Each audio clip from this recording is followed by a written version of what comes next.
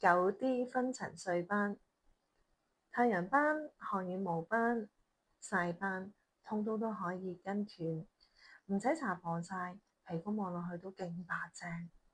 咩叫做9D 分層睡班？首先係要有睡班呢隻黑色素、代謝、修復、提亮、均勻膚質、促進膠原，仲有就係防反黑，最尾就係屏障嘅加固。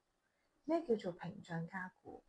皮膚做完斑打散咗嘅色素，係會停留有啲細胞嘅活性喺度。